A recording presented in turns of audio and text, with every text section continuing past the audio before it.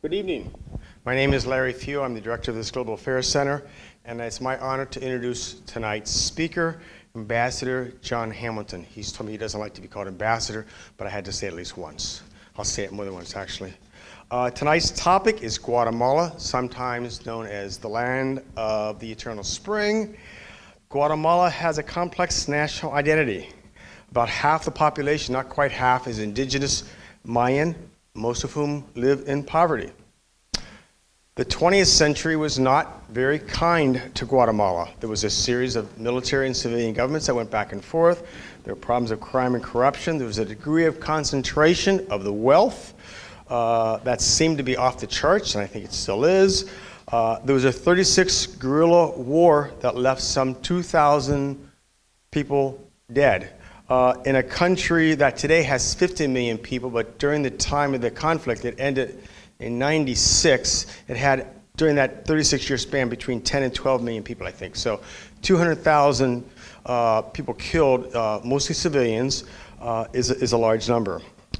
So there was a 36-year civil war. The 21st century so far has had its own ups and downs and its own tragedies. There was a sitting president who resigned just this last September, 2 months ago. There was a new president elected just last week. And there was a massive mudslide on the outskirts of Guatemala City on October 1st, I believe was the date, in which I believe the last thing I saw was the number of dead was more than 250, and there were scores that were still missing. So the 21st century's had its own ups and downs. The United States has not always been very kind during this past century, hindering as much as helping Guatemala. There was an overthrow of a civilian government in 1954 that had U.S. fingerprints on it quite a bit. As the 21st century gets underway, the questions are, will Guatemala's domestic situation improve? We have seen some improvements, but as I mentioned a moment ago, there have been some steps backwards. Has its relationship with the United States changed for the better? Here to speak to us about all these issues, Guatemala's democratic development, its national challenges, and how all of that fits into a bilateral relationship with the United States is Ambassador John Hamilton. I say it twice now. John Hamilton was the U.S. ambassador from 2003 to 2005. Before that, from 1999 to 2002, he was U.S. ambassador to Peru. And here's one of those full disclosure moments. I worked for Ambassador Hamilton in Peru during that period, during most of that period. I think he left before I did. He's also served at the State Department in Washington, D.C., in a variety of capacities that brought him into frequent contact with issues throughout Central America, not just Guatemala. He was the director of the Office of Central American Affairs. He was the Deputy Assistant Secretary for the Central American and Caribbean and Cuban, so he has lots of experience. The focus tonight is on Guatemala, but I'm thinking that if people have questions that go beyond Guatemala and talk about the Central America region, he's happy to try to respond to those questions as well. He is now retired and he lives in Shelton, Washington. Actually, he lives outside of Shelton, but his mailing address is Shelton, Washington. And he lives with his wife, who herself is an accomplished U.S. Foreign Service officer, now retired in her own right. So without further ado, I want to welcome John to the front, and please give him a round of applause.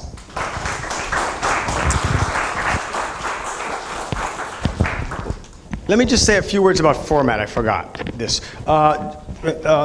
Mr. Hamilton is going to speak for about 30 minutes, and then he's agreed that he'll be taking some questions and answers. So at that time, I'll explain after he finishes a little bit more about how we're going to handle the questions and answers. But thank you very much. John?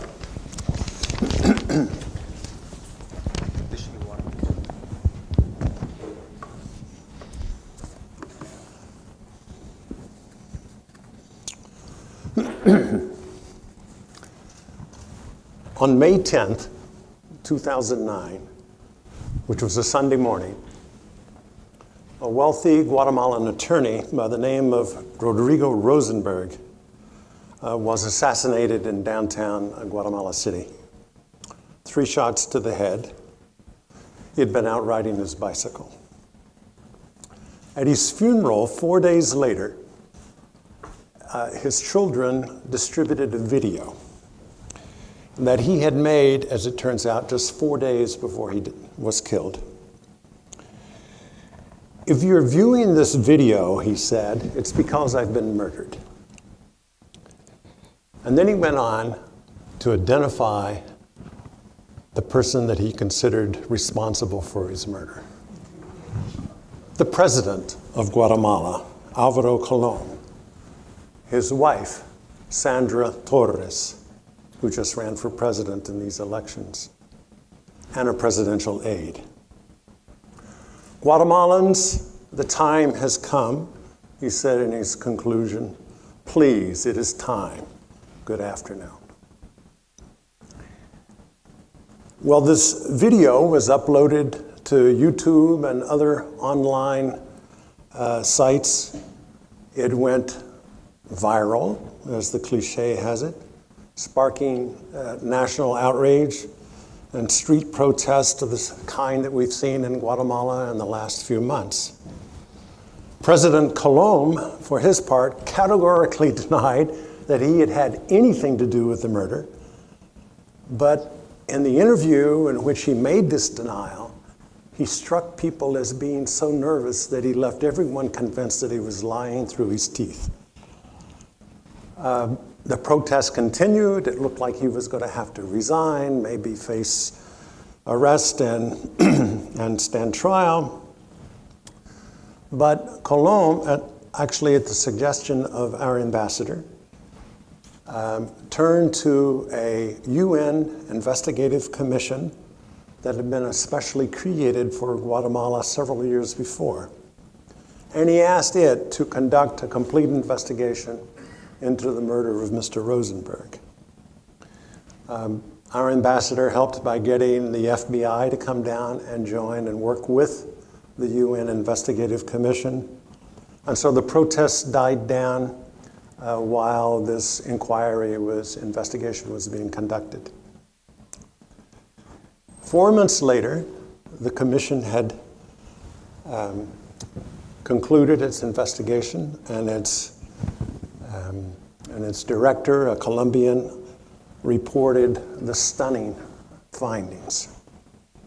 Rosenberg, clinically depressed, and having convinced himself that a married woman with whom he was having an affair had been murdered by President Colom, had hired hitmen to murder him in an effort to frame President Colom and bring down his government.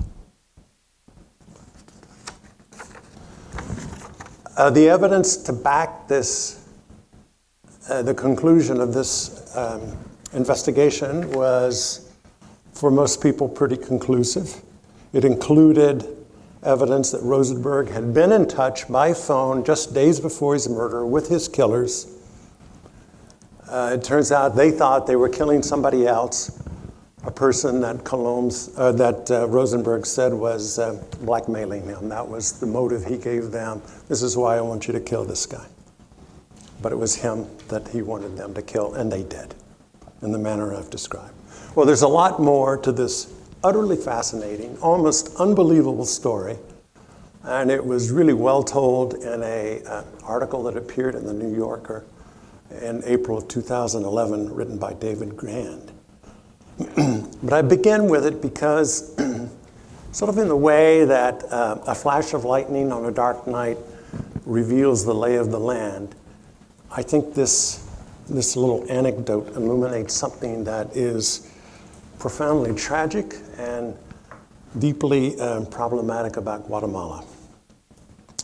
Guatemalans have seen so much violence from their police, from their military, from their political class.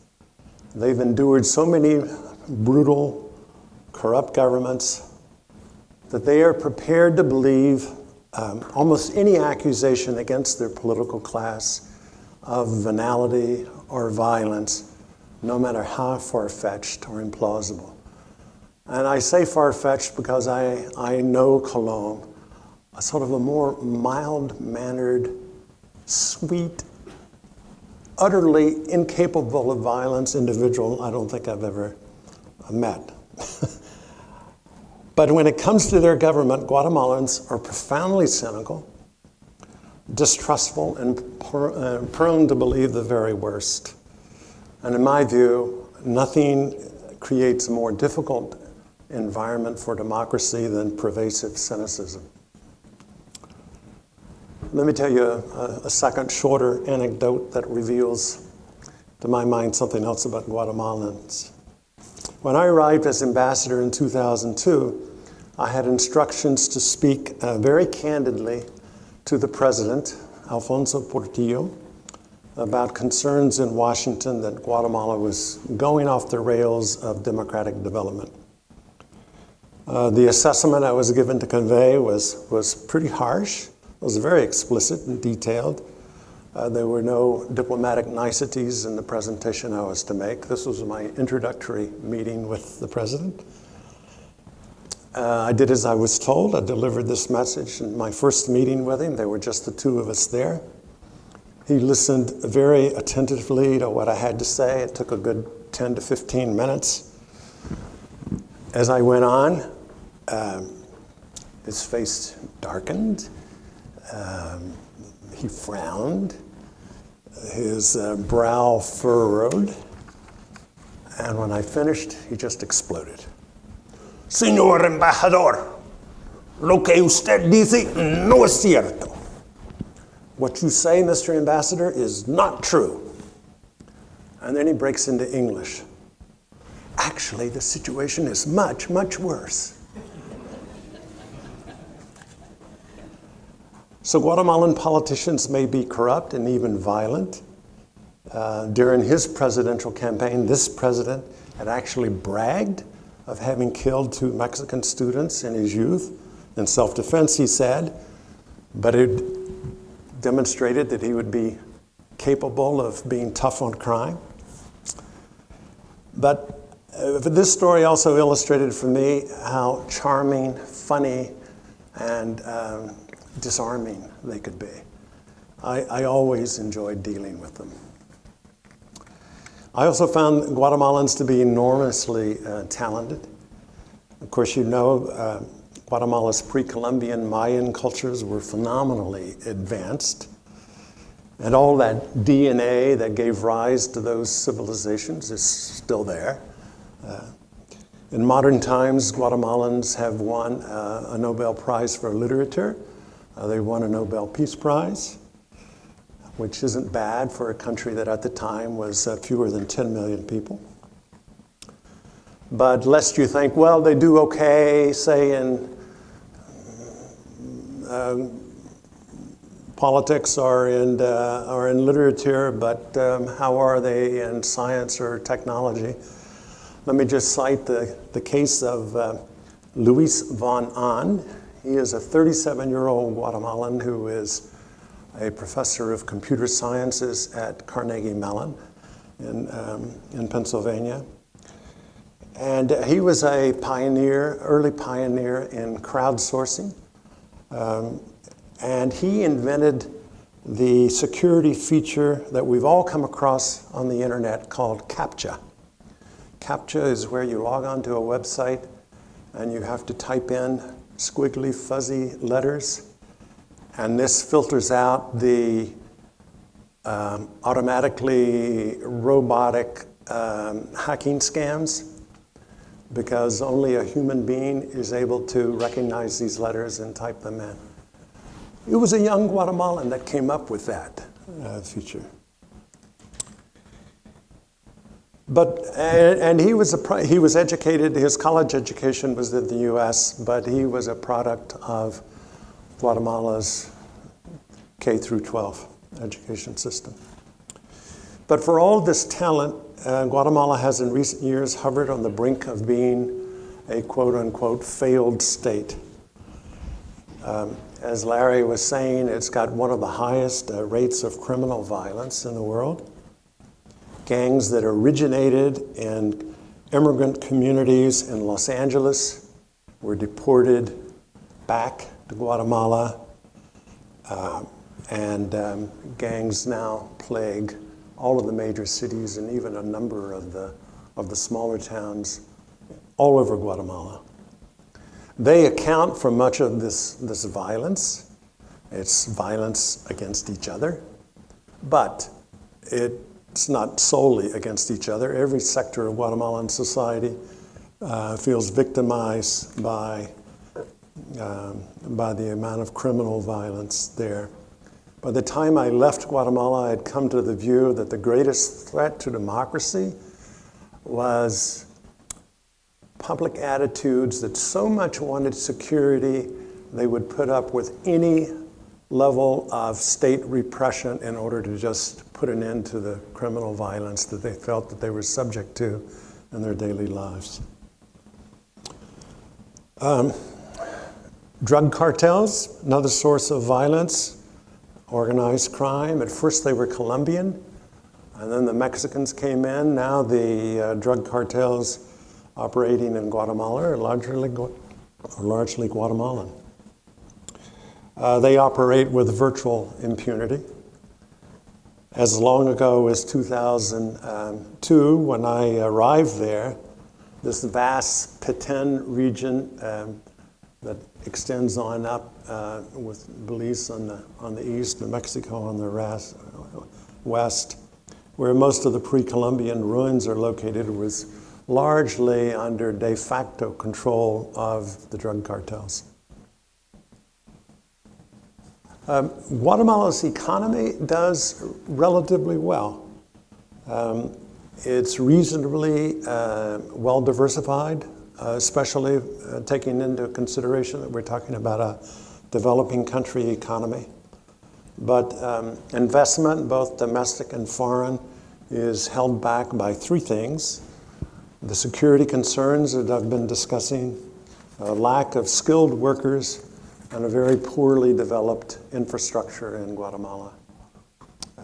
Guatemala is about the size of Ohio, but whereas Ohio has 100,000 miles, over 100,000 miles of paved road, Guatemala has less than 3,000 miles of paved road. Its agricultural sector is especially unproductive. And although the economy as a whole has grown 3 to 4% a year in recent years, this is far too slow to create enough jobs for a rapidly growing population.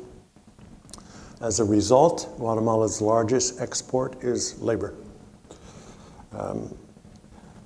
Guatemala earns an estimated $5.3 billion in 2013 from remittances of Guatemalans who come to the United States to work, largely undocumented, sent back to Guatemala. This is far more than Guatemala earns from any of its leading exports, and it's by a factor of 8 to 10 larger than all of the foreign aid that Guatemala receives from all sources put together. Now, for many years, immigration, this undocumented or illegal, if you wish, immigration to the United States tended to be seasonal, and it was also circular in nature, by which I mean, like Mexicans, Guatemalans would migrate north for the agricultural season and then return home for several months during the off-season. But more effective patrolling of the U.S. border in the last 10 to 15 years has had an unintended consequence. Because they cannot now count on being able to get back in if they go home to visit their family that they left behind in Guatemala, the agricultural workers who come here illegally are staying put. This has led to virtually permanent separation of parents from children. A lot of the mothers have immigrated too, with the horrendous social costs that you can imagine from this. It has been a major factor in the last 2 years of the new phenomenon of minors, children, making the journey to the United States unaccompanied by any adult relative. You've all heard about this mass migration of unaccompanied children from Central America, particularly from Guatemala, Honduras, Salvador. Now, a triggering factor, there are many, many reasons that this is going on. A triggering factor was a change to the U.S. law to combat trafficking in persons that was made in 2008. Are you familiar with the term trafficking in persons? This is what we're talking about with when people are against their will put into the sex industry, or they are put into a de facto situation of forced labor against their will. And we have federal legislation that mandates us to combat trafficking in persons worldwide. Now, in 2008, a change was made to the U.S. law because they had started to see children coming from Central America unaccompanied by adults. And the supposition was, it's one thing if young Mexican boys are coming across the border, but when they're coming from as far away as they are as Guatemala or Honduras or Salvador, the premise was this is probably trafficking in persons that's going on. So before we deport these people, we want to make sure that they get a full-scale immigration hearing before in an immigration court, and so that their situation can be investigated and we know what we're dealing with before a decision is made to send them back or to give them refuge in the United States. Now, complicating factor. We don't want to put children into detention centers while they're awaiting this hearing. So they are released into the custody of a family member who's already in the United States. And these children arrive prepared to tell immigration officers when they're picked up where their nearest relative in the United States lives. And so the hearing then may take months or even a year or two to get scheduled. And by the time they are finally called to come to their hearing, they and the family to which they've been entrusted, supposedly on a temporary basis, have changed residence, disappeared into the woodwork of the 48 states. So the de facto consequence of the change to the 2008 law, together with other things going on, was that children who made it into the United States were not being deported at all. And that, as the word got back, I think accentuated and led to this mass outpouring of families trying to get adults, Guatemalans who couldn't get back for the reasons I've stated to visit their children, sent for their children, and they came up. Larry mentioned as well income inequality.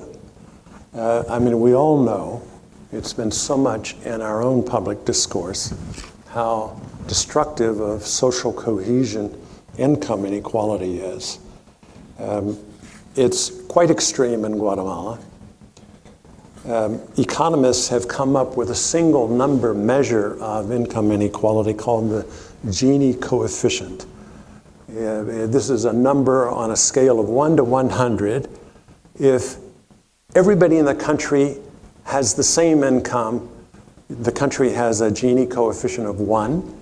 And if one person in the country has all of the income, then they have a Gini coefficient of 100. So you'll be somewhere in the middle. Anything above 35 to 40 is considered very high. Ours, the US Gini coefficient, is currently at 41. Sweden's, which is the most equitable society on earth, has a Gini coefficient of 25. Guatemala's is 52. About the highest in the world is 69. But Guatemala's is about the highest in the Western Hemisphere.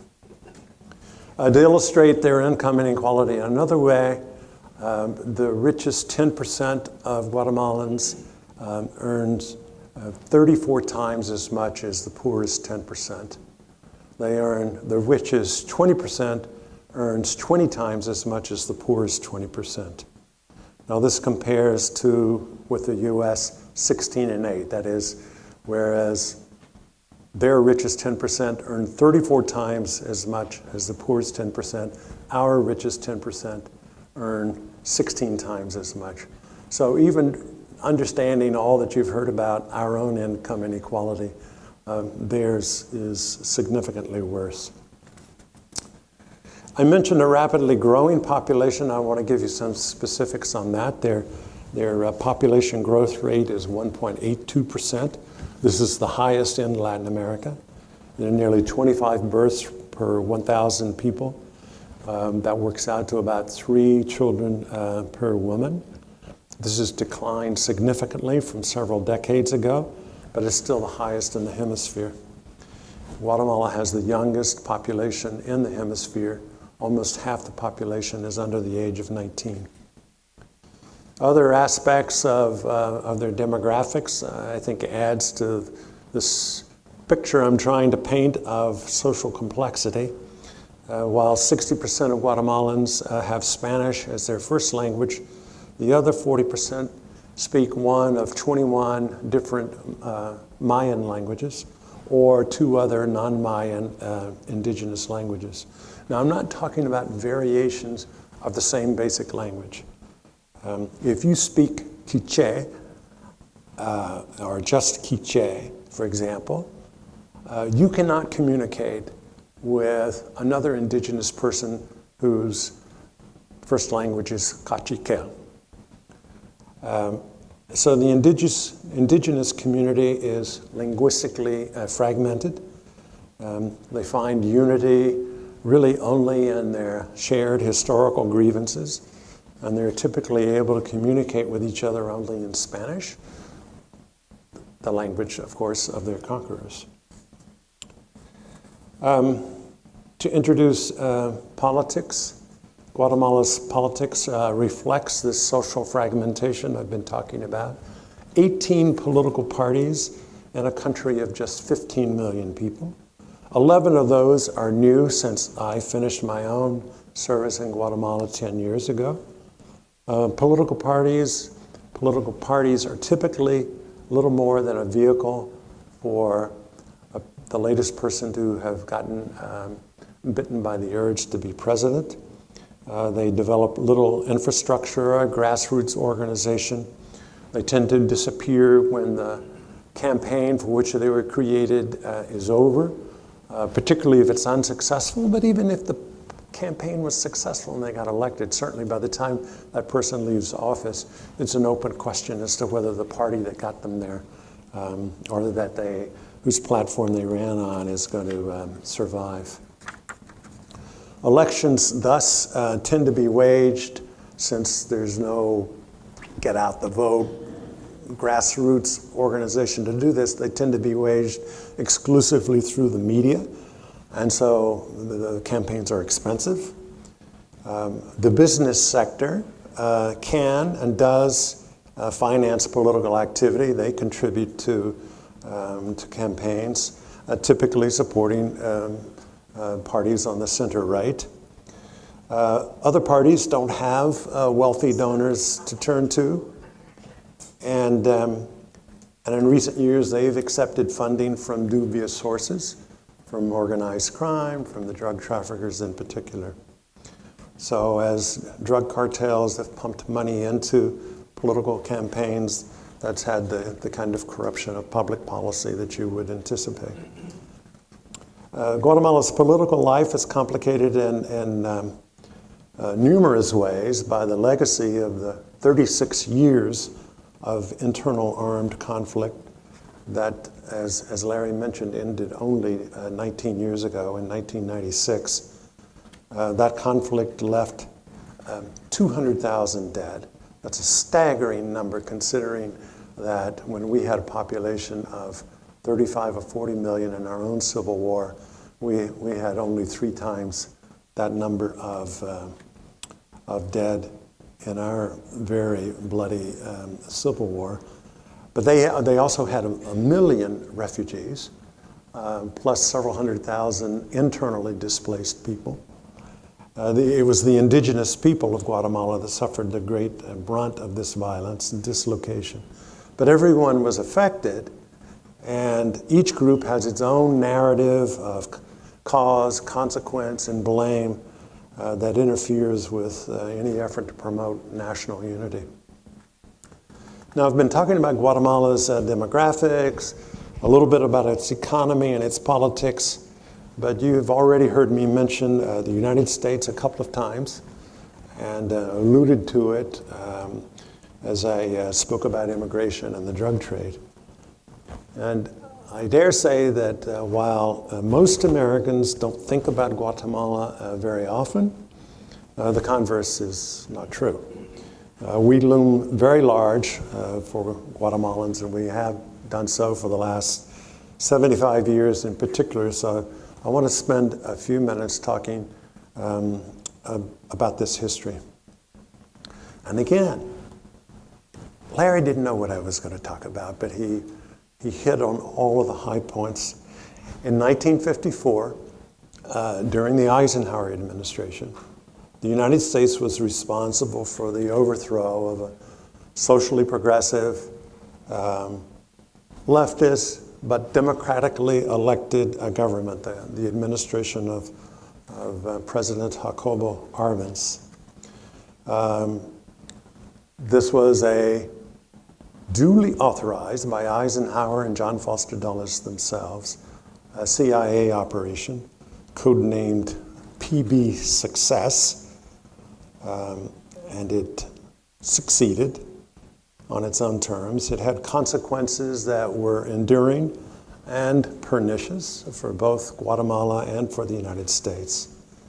For the United States, the ease with which it succeeded created overconfidence that was a big factor in the planning for the Bay of Pigs debacle that took place only 7 years later. In Latin America, the coup created deep-seated, widespread anger. One of the Latin Americans who happened to be living in Guatemala, attracted by the Arbenz government, which was the most progressive in Latin America at the moment, was a young Argentinian by the name of Che Guevara. When the coup occurred, he looked around for the next best place to take his own politics. That happened to be Cuba. But the Latin American obsession with non-intervention in internal affairs that persists to this day relates back to this coup in particular. And as the United Fruit Company had lobbied Washington for the coup, the way American business was viewed throughout Latin America was adversely and almost permanently affected, even as I think American businesses today are really good corporate citizens throughout the hemisphere. They're still laboring under the legacy of the impression that was created back in the 1950s. Now in Guatemala, the coup resulted in the installation in power of an army colonel by the name of Carlos Castillo Armas. His rule was so oppressive, on a par with what Pinochet did in Chile 20 years later, that it led almost at the same time that the Cuban Revolution happened to the beginning of the armed insurrection that Larry spoke of and which I've already referred. So Guatemala's democratic development would suffer from 31 years of continuous military rule. Civilian rule and free elections were not reinstated until 1985. Elections since then have by and large been relatively free and fair. And by that I mean not that they've been perfect, but they've not been marred by fraud, outright fraud, or stealing ballots, or by outcomes that didn't largely reflect the popular vote. U.S. policy in Guatemala changed substantially during the Carter administration. The Carter administration became so concerned by violations of human rights in the way Guatemala was conducting its counterinsurgency effort that it so heavily conditioned the military assistance we were giving them that the Guatemalan themselves said, enough, we don't want your assistance, we won't accept your conditions. So it was actually Guatemala that suspended the program. Military assistance did not resume on a comparable level until 2 or 3 years ago. We went from the period from 1976 until 2013 with either little or no military assistance to Guatemala.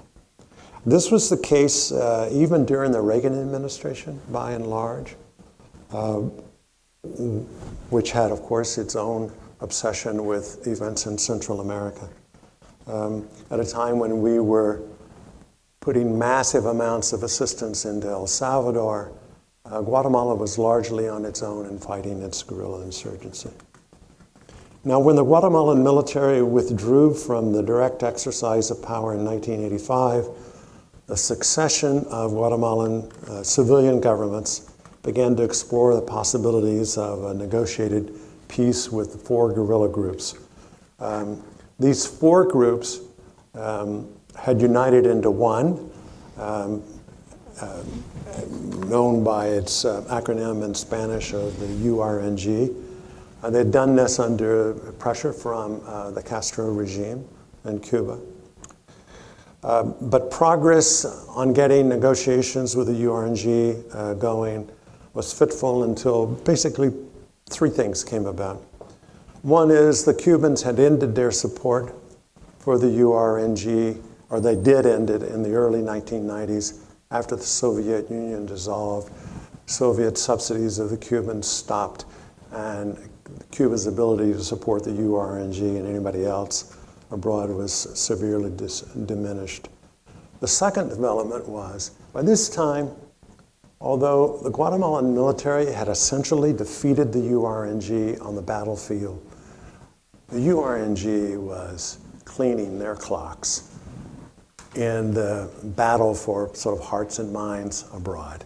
And this was largely the result of the publication of a book called I, Rigoberta, written by an indigenous woman, Rigoberta Menchú.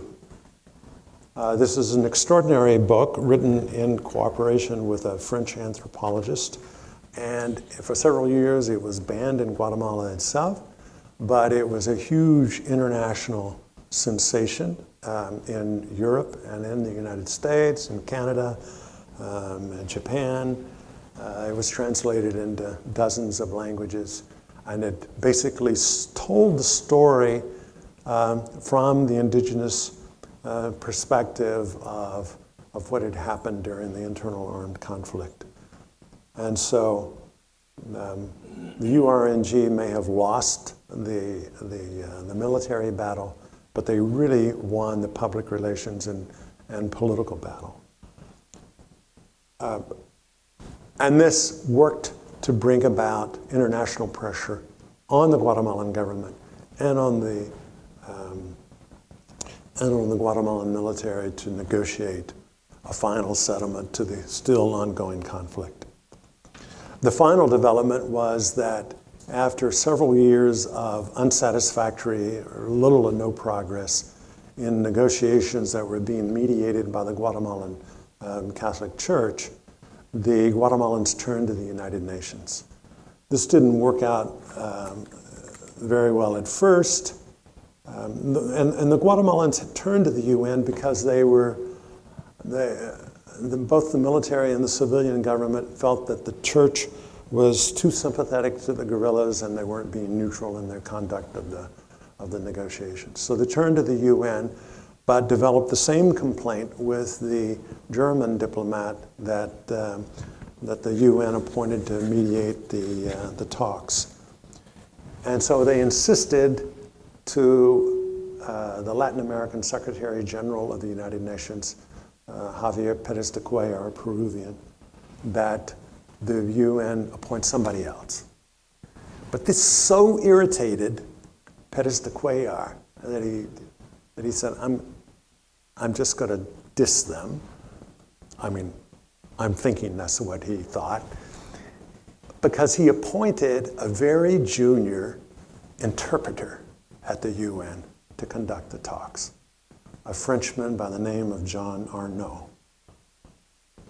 Because and the Guatemalans felt insulted that you've appointed this very low-ranking man who doesn't even work the political side. He's an interpreter. Jean Arnaud turned out to be a political genius, a person of extraordinary diplomatic talent, listening skills, and in a matter of months, he had won the confidence of all of the parties to the negotiation, plus all of the governments that were interested in the process. And ultimately, and about 3 years after he joined the process and took over the mediation, the last of 6 interrelated agreements was reached, and there was a final settlement. The guerrillas laid down their arms, rejoined public, private, political life, and there was remarkably no settling of scores, as the euphemism has it, on either side. The military didn't go after any of the guerrillas and kill them, and the guerrillas didn't go after any of the military. And that can't be said of Salvador, can't be said of Colombia when the M-19 some 10 years before had laid down their arms. Now, the substance of the peace accords was almost wholly compatible with our own national interest and foreign policy objectives in Guatemala.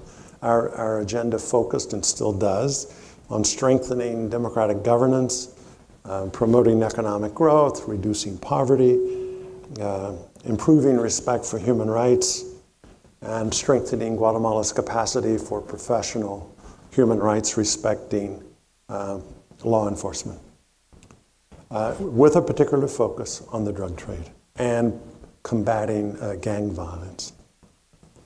Now, except for the anti-drug effort, which doesn't, by and large, hasn't succeeded in engaging the Europeans, these objectives are also supported by the other major donors to Guatemala, which are the European Union, Japan, and the international development banks, the World Bank and the Inter-American Development Bank. So in all these programs, we have a special focus on strengthening civil society organizations and all of the wide variety of endeavors in which they operate, which tend to be better governance, more transparency in government, human rights, environmental protection, and poverty reduction, just to name a few. This effort through our foreign assistance programs to promote a more vigorous, robust civil society has actually been pretty successful. And you can see some of this success in the kind of outpouring of public protest of the last several months. This was civil society responding in an organized, very peaceful way to express their outrage.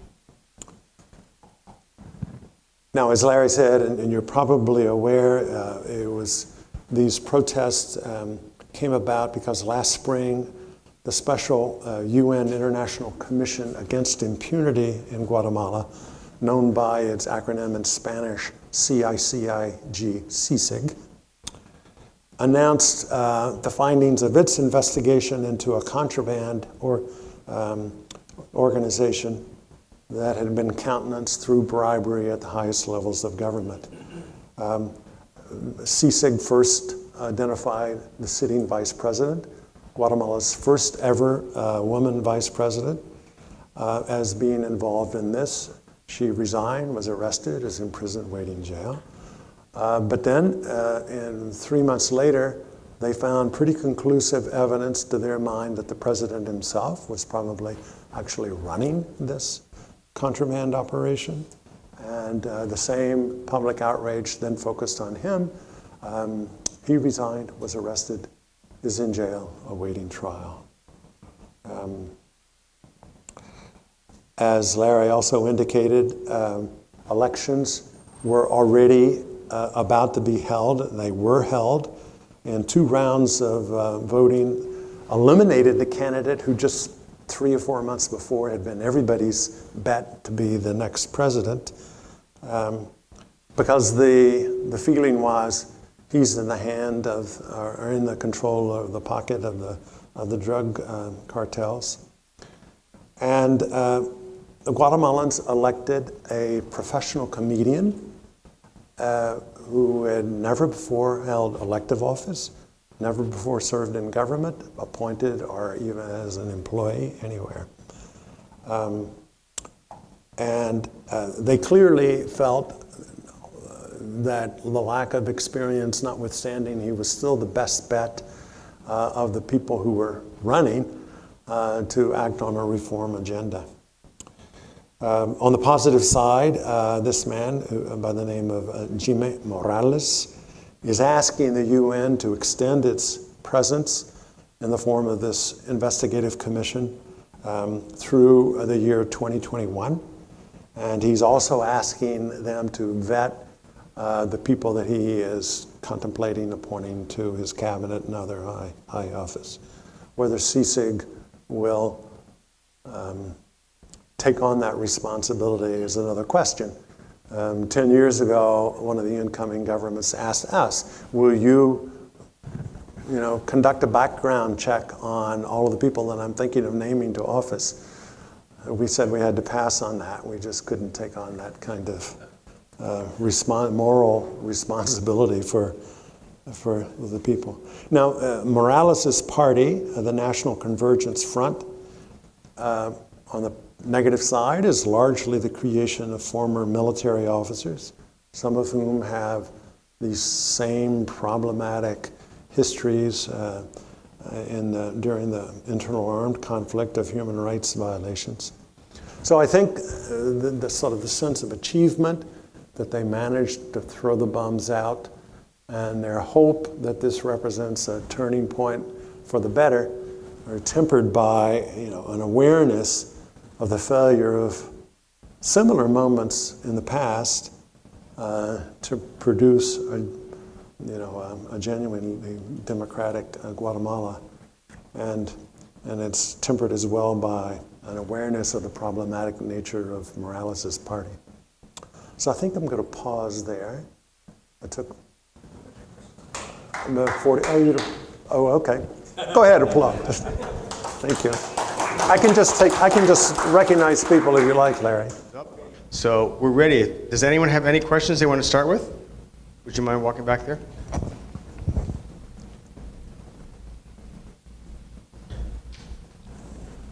You mentioned that there's a very young population, that there's a large input of money from outside the country. What kind of unemployment is there among the youth in Guatemala, and what's going to keep them together? It sounds to me like it's not, the economic vitality is not in Guatemala. It's coming from outside of Guatemala. Well, it's not, at least not to the degree that would be required to sop up this unemployed portion of the workforce, which tends to be young, poorly educated, lacking the skills. Guatemala has an economy that's really moving, that's predominantly now services. More services, or if you divide it between services, agriculture, and manufacturing, services is about 55 or 60% of the economy. This would require a skilled, well-educated workforce, and Guatemalans have never invested, say, the way Costa Rica has, in public education. At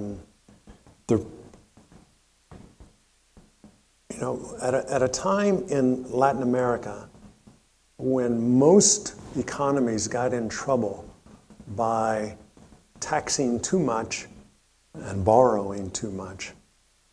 Guatemala was at the opposite end of the spectrum. They taxed too little, and they borrowed too little. Their governments were unable to invest in public infrastructure and unable to invest in public education. It's been the private sector which has had a stranglehold on these policies of not taxing more heavily, not taxing heavily enough to give the government any wherewithal to address some of these basic needs. And the rationale they use, and it's not without a good deal of truth, is the government is too corrupt for us to have confidence that if we paid a higher level of taxes that the monies would be well used. Show us, that you're going to be honest and transparent in your use of public monies, and then we might think about it. But it's a kind of vicious circle where all of the problems of being a chronically underfunded government, crop up in a police force that is uneducated, poorly paid, and relies upon scamming everybody that they come, ripping off everybody that they come in contact with. It results, as I say, in not putting enough money into education, so they don't have the skills that they now need to work in a modern economy. So it's not a pretty picture. But one of the agreements in the peace accords was that Guatemala would raise its level of taxation to 12% of GDP. Anybody got an idea what percentage of GDP we raise in taxes? We're a pretty low tax country ourselves, but we've gotten up to as high as 23%. Currently, we're between 19 and 20%. So Guatemala's has always been right around 10%. And with 10% of a $75 billion economy, you don't have a lot of money to work with to do what needs to be done to begin to address the kind of problems that you allude to. And that's, it's so complicated, and the problems are so intractable, and it's such a mix of history and of ingrained attitudes that it's really hard to be terribly optimistic about Guatemala's future. That said, there are some glimmers of hope here and there. I think I should take another question before I try to think what those would be. So I was wondering, after 10 years after CAFTA has been passed, what its effects have been on Guatemala's economy over the last 10 years or so. Yeah. CAFTA is the Central American Free Trade Agreement between the United States, the Central American countries, and the Dominican Republic. I think, they weren't as immediate and as helpful to the Central American countries as NAFTA was to Mexico. Basically because, the hope was that all of the the rules that go into a free trade agreement would make all of the Central American countries, as they adopted these rules governing customs, governing the way they regulate foreign investment and international commerce with them. So the whole idea of free trade is less about the reduction of tariffs than it is about setting world-class standards for the way you do international trade. And but the problem is, even as they have made some of the reforms called for under the CAFTA, they still have these terrible problems of criminal violence, and they have this uneducated workforce, and and the poorly developed infrastructure. And so that's held back investment. And so the growth hasn't been yet as much as they had hoped for. It's also the case that the Central Americans really negotiated a slow reduction of the tariff levels. That's why you can still have a contraband scandal.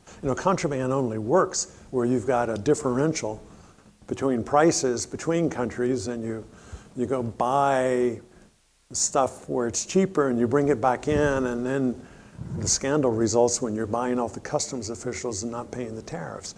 When you eliminate tariffs, you're not going to have any more contraband because you don't have these price differentials. But they negotiated in a schedule of reduction of tariffs that's only now really beginning to kick in. So the effects have been slower. I'm personally a big believer in free trade.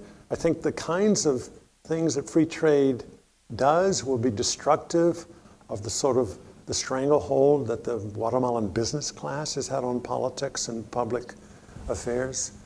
And so I think it's going to be very healthy, not only economically, but socially and politically in time, but it hasn't happened very quickly yet. Yes, sir. A comment on that.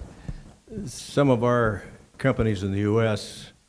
that deal with Guatemala, clothing manufacturing being prime ones, basically shrug it off when they're accused of participating in the corruption by dealing with middlemen who, Guatemalan, who hire the workers and then just fail to pay them, or basically steal their wages and then either close the shop up and disappear. And the American manufacturers shrug it off and say, well, we deal with this, or dealt with this person, and we don't have any direct connection. So shouldn't there be some better way of requiring American corporations to deal more transparently, or? Well, I really just, in my experience, which with respect to Guatemala goes back to the early 1990s when I, from Washington, began dealing with all of Central America. I just don't accept your premise that American corporations are behaving like that, even in the textile industry. The Korean textile industry is, you can't say enough bad stuff about the way they've comported themselves in Guatemala and elsewhere in Central America. But the American textile manufacturers have been pretty doggone good about respecting the kinds of standards that we expect of them. Even before we negotiated the free trade agreement with Central America, we were extending unilaterally trade preferences, going back to 1975, to all of Latin America. We did this first under the Nixon administration. And it was, Latin America was at that time saying, we want trade, not aid. And it was their catchphrase. But just give us access to your markets and we will develop, and so lower your tariffs. And we did. And this was called the generalized system of preferences. But our labor unions, to their credit, said, all right, but if you're going to do that, by golly, the rights of the workers in these countries have got to be protected. And so there was a process called petitioning, where American labor unions, which have an overseas presence in all of these countries, professional, they're just like AFL-CIO diplomats, and they monitor labor conditions, and they can bring a petition before now either the Department of Commerce, it's an interagency panel that looks at these petitions, to withdraw the trade preferences that have been given if the workers' rights are being violated in the country. And this has had a huge effect of improving and largely doing away with the kind of situation that you described. So, sorry, I just don't agree with you on the facts. I'll disagree with your disagreement, but Okay, we can agree to disagree. another Now your comment. question. One could draw parallels between the politics down there currently and politics in America currently. The difference between Morales and Trump, for instance.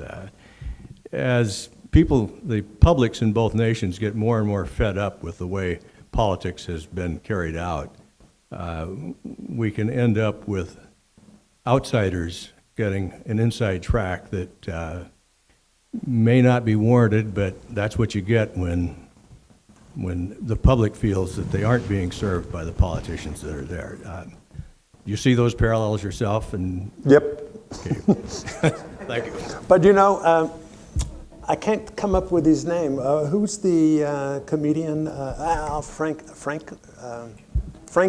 Yeah, Al Franken. Yeah, I'm sorry, I'm just having a senior moment here. He's turned out to be a pretty decent senator, very serious senator. So, I still want to hope that Morales will prove to be an Al Franken of. Well, do you attribute some of the changes that are occurring to the access to the internet and the? Well, yes, it's the internet all over the world has facilitated, because the way they organized this was through Facebook. They created something, I'm not even sure what it is, but an event page on Facebook, and it got the instructions out as to how they wanted everybody to behave so as not to provoke a police reaction or repression of it. Yeah, they did it all over the internet. Thank you. Yeah, thank you.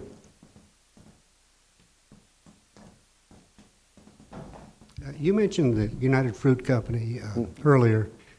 I believe they were the largest landowner in Guatemala for a long while. They were, yeah.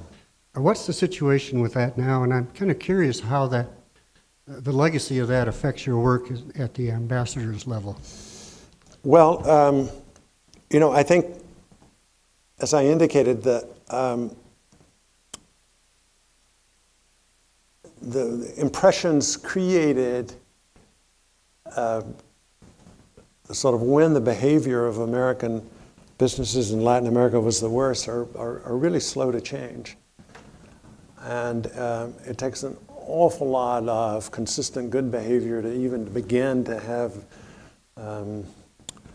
the Latin American publics, and particularly the parties that are by their own ideology prone to be critical of the United States, which tends to be the ones over on the left.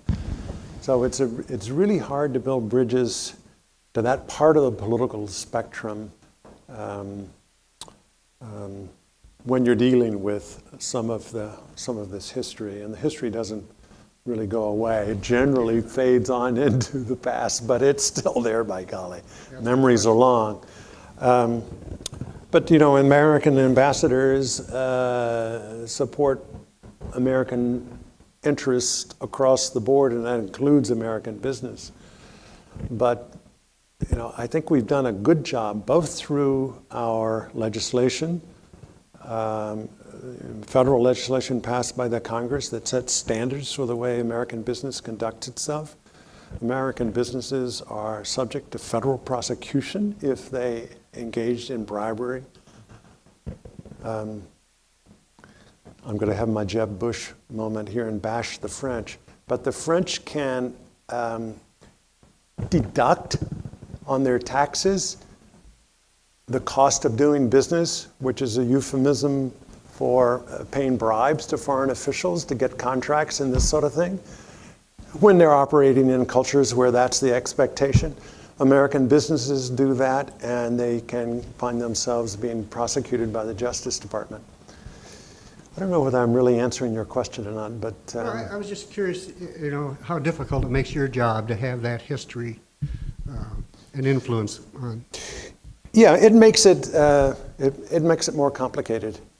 But I think, I think the antidote to all of it is to be aware of the history and to sort of be sympathetic to those sectors that feel that they have a grievance that hasn't gone away. Listen to it. I think with that kind of attitude, you can ameliorate kind of sort of the sharp edges of the feeling against the United States. But let me say, I meant to say when I was talking about immigration, we are in the process of doing more injury to ourselves and the way we are seen in Central America by the nature of our public discourse around the immigration issue in this country.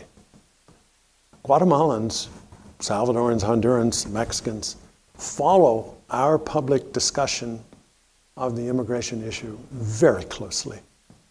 And just as Hispanics in this country profess to be very deeply offended by the way they get talked about, so too.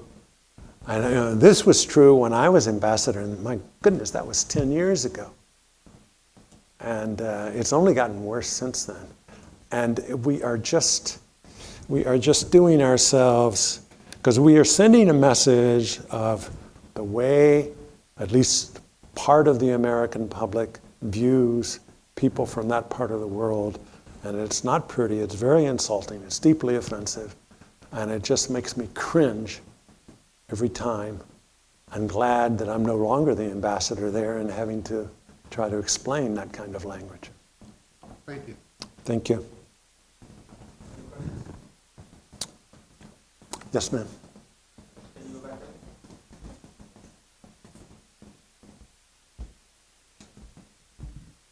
This actually is a very personal question. A friend and I have reservations to go to Guatemala in late January, early February, to study Spanish for 3 weeks. To Antigua? Yes. My husband's very concerned, and we're somewhat concerned too about the political situation. I don't think you need be. Antigua's really very safe. Hundreds of thousands of Americans go to Guatemala every year. Only a very few have difficulties. Those difficulties have been fewer and fewer over the last 10 or 15 years. The Guatemalans have really made an effort to make tourism safer, and I think they've largely succeeded. How long are you going to be there for? 3 months, did you say? Weeks.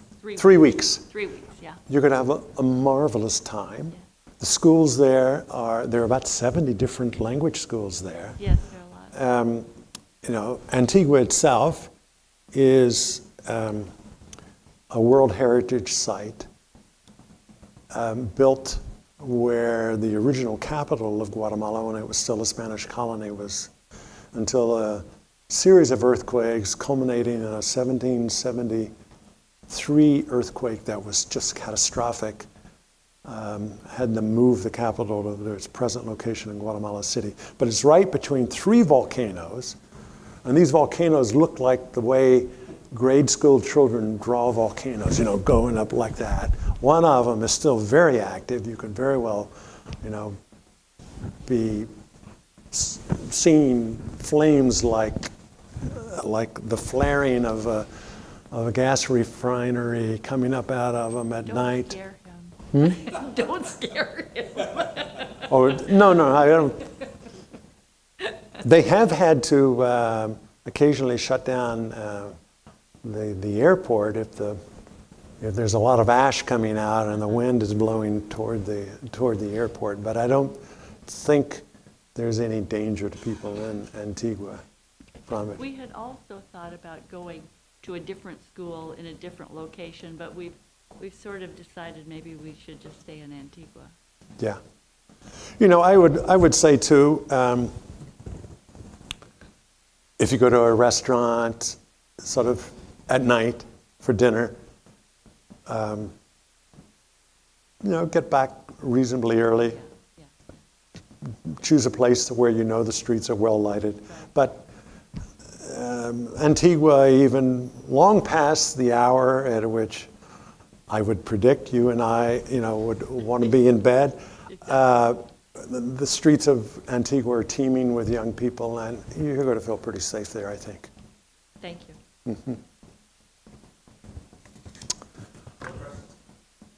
Well, you've really been an attentive audience. Oh, one more? I get to ask a question. Oh, okay. Oh, go ahead. I still get my Two more. Two more. My son's adopted from Guatemala, and we wanted to bring our family back, but I was just wanted to get your idea about the sentiment of the Guatemalan people towards adoption, because I know it's now closed to American families to adopt. Yeah. And So your question is, it what are just- the, is how it do Guatemalans safe, or view? how would we be perceived in Guatemala? Oh, I think you'd be welcomed. We did eventually have to shut down the adoptions for fear that there were abuses being committed during the process, not by the Americans, but by the Guatemalan legal profession. But as ambassador, I loved it when Americans adopted children from Guatemala because, I can't think of a more sort of organic joining of our two societies than to be joined at the family level and to take Guatemalan kids into American families. And then as they are growing up, if you can get them back so that they learn about Guatemala, I just think that's wonderful. And I think, Guatemalan public attitudes would be very supportive of it. Okay, thank you. That's not to say, you could run into some Guatemalan nationalist who doesn't like it. But I think by and large, Guatemalan people really admire Americans for the kind of humanity that's sort of manifest in their wish to adopt a foreign child. So, yes, sir. Now I get to ask a question. Yeah. So, in today's New York Times, there was this article which I showed you earlier, in which she kind of, in a vague sort of way, compares the political changes that are just happening, the election results of just a week or two ago in Guatemala, compares it to the opening up of a new kind of democracy. And she talks about being a democratic spring, and she's comparing it to the Arab Spring in the Middle East. Do you think that's a fair comparison? And her implication is that things didn't work out so well. People lost enthusiasm for it, and the same thing's going to happen in Guatemala. The corruption is going to live on. Yeah, the problem when you try to make these sort of analogies is that somebody always finds something wrong with it. And I think I know what she was suggesting, and we all had hopes for the Arab Spring that by and large have not yet been fulfilled. But I think a better comparison might have been, say, to 1993. Something very similar happened in Guatemala in 1993, when the sitting president carried out what was known in Guatemala as a self-coup, an alto golpe. He suspended the constitution, shut down the Congress, started ruling through decree, and arresting some political opponents. But he'd been freely elected. And but there was we came out very strongly and early and unequivocally in opposition to it. And there was this public outcry, a kind of uprising of civil society from the far left to the right. And he was forced to resign, and he fled to Panama, where he lives on his ill-gotten gains still today. Now, as a result of that change, you had a transition government headed by the man who was the human rights ombudsman, a wonderful person.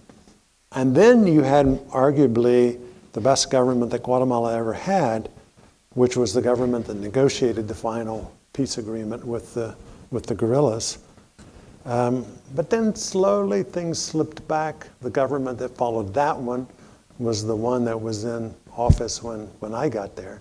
That president, by the way, the one who disarmed me by saying, "Oh, it's actually much worse than you think," he was convicted of money laundering by, under U.S. law, extradited to the United States, and served 2 years in a federal prison. He's now out of jail and back in Guatemala, and for a time, it looked like he was going to run for president again. But I think that would, the reason that I'm still very cautious about whether Guatemala might really manage to get on a more surer path to honest and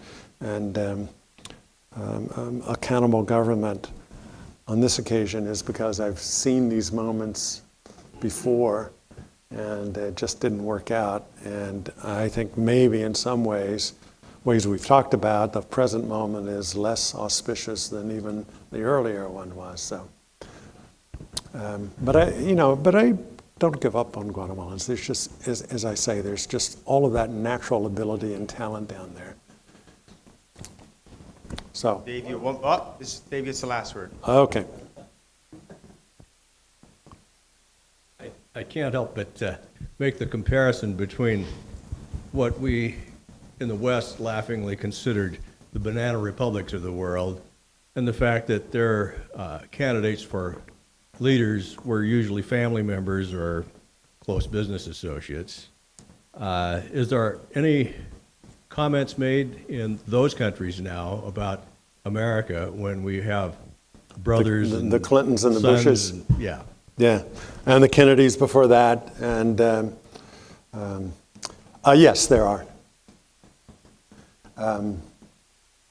By and large, I would say foreigners across the board, even our closest and dearest friends, kind of love it when we give them some cause to find fault with us. It's, yeah, it really is. Okay, are there any So- other questions? Yeah, anybody else? And then, well, thank you. You've really been an attentive Let's audience. please give and I this gentleman appreciate a round of applause.